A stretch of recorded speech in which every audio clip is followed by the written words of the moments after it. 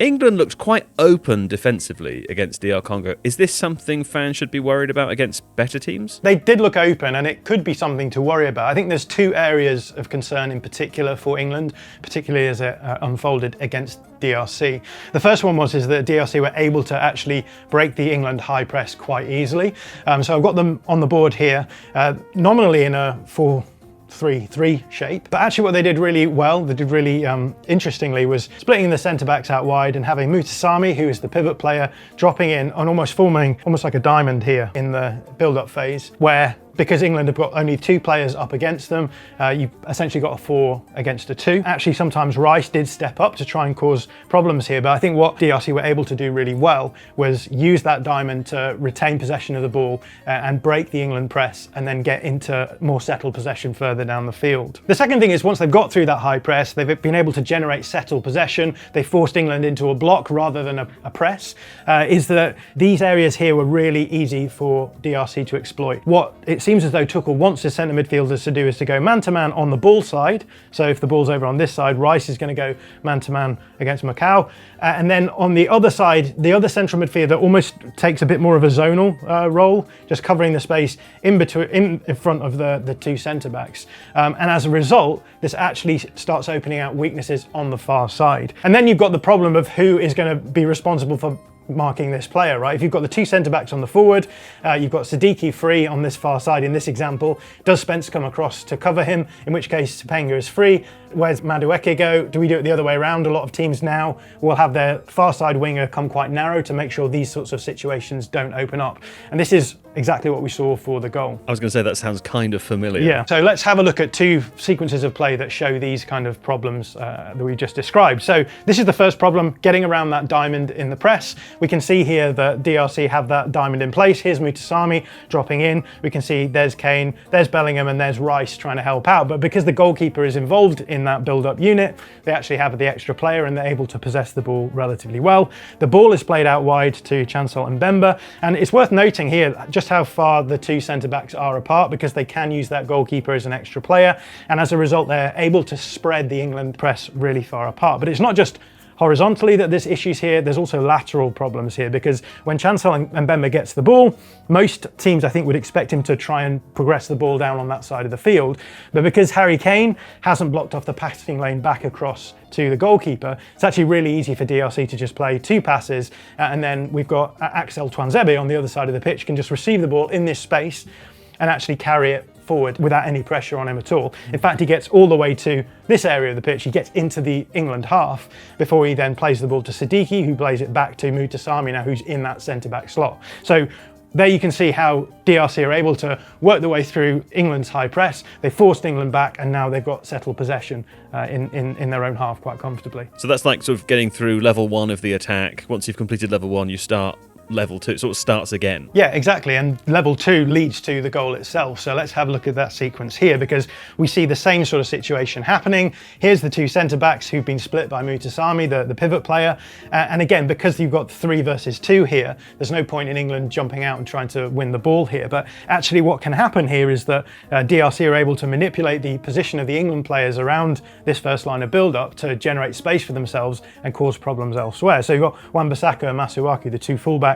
Wan-Bissaka actually taking quite a central, narrow position here in order to force Marcus Rashford out of the way to clear the space for Chancel and Mbemba. So Mbemba gets the ball, Wan-Bissaka makes that run, drags Rashford with him, and you can see just how much space the centre-back has here. So all he then needs to do is just carry the ball forward. He has a huge amount of space and time to do what he wants with it. That's when that second problem we talked about comes into fruition, because as we said, there's Declan Rice man-to-man with his player on the ball side, and then you can see Anderson taking up a bit more of a zonal position in front of or around the centre-backs, I should say, in this situation. And we've got exactly that scenario we talked about on the board before, which is Siddiqui is making that seam run between the centre-back and the full-back, and there's a question now for Jed Spence. Like, Jed Spence can see that no one else is going to track Siddiqui. That's the more dangerous run in this scenario, so he has to track it. That leaves Topanga free at the back post, and the big question is, like, what should be happening here? Now, in my opinion, and I talked about this on our stream, I think that actually rather than having a zonal central midfielder here, because you've got doubled up on the striker anyway, so you have got an extra zonal cover in this back line anyway, I think it would makes more sense for Anderson to be the guy who is going to drop into that line.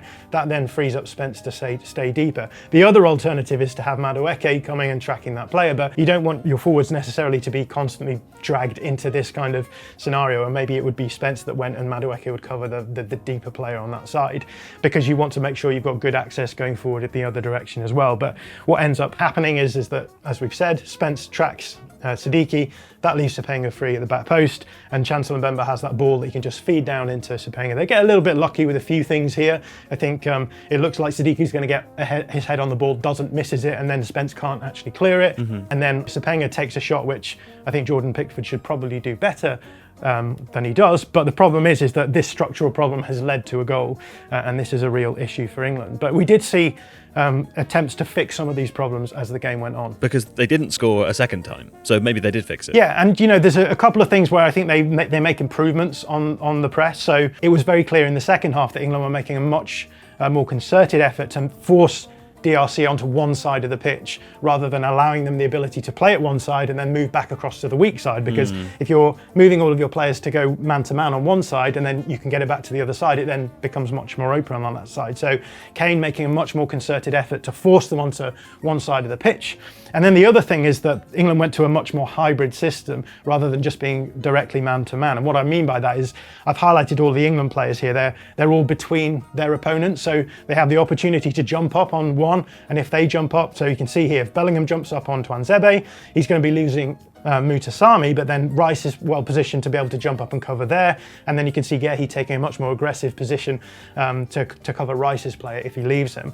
So actually what we start seeing is just a bit more aggression in that pressing, in that high press, and as a result making it harder for DRC to actually produce some of these build-up moments where they get through the play. Gehi actually was much more aggressively positioned throughout the whole second half, I noticed. Did he become part of the press then in a way that he just wasn't in the first? Yeah, in the first quarter he wasn't stepping up particularly aggressively.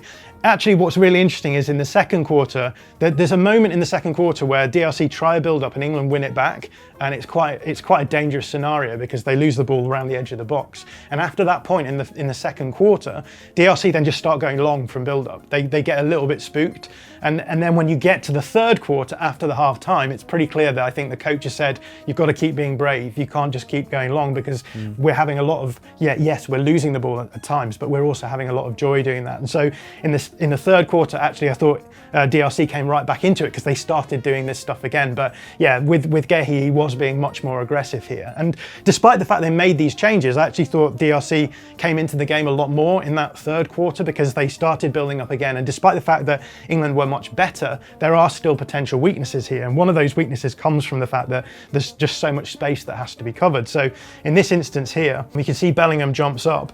Mutasami has managed to get a huge amount of distance from Declan Rice. He's going to have to cover a huge amount of space to actually get close to him.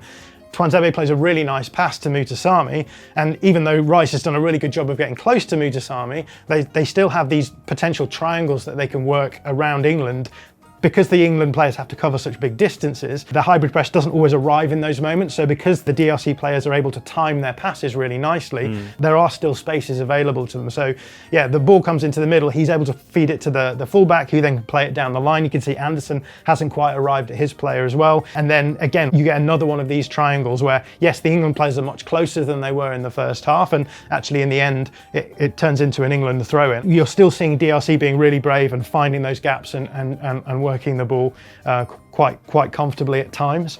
So yes, there was improvements made in the second half, but there were also still those weaknesses that are there, and that's because England want to play in a really brave way. We talked a lot at the end of the game about how England looked very tired, and I think in part that is because they are playing in this way. Because Tuchel wants to control the game when the opponent is building up, it means that their players have to do a huge amount of running. So I've just got one sequence to show you that.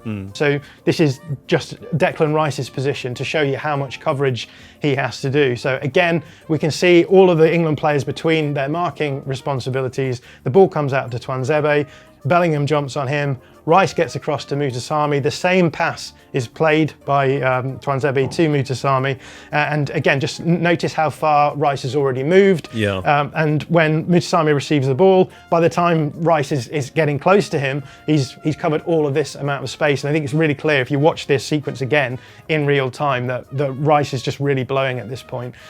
So actually in this instance, DRC are able to feed the ball into the wide area. This is a pretty nice situation for them. So it's definitely one of those things where, yes, England want to be brave, but if DRC can find these weaknesses and exploit them, then there's going to be other teams who are going to be looking for them as well. Or teams at higher altitude, potentially. Exactly. Yeah. Exactly. So if I'm right, John, what you're saying is that England are going to win the World Cup. That's right, yeah, you got it.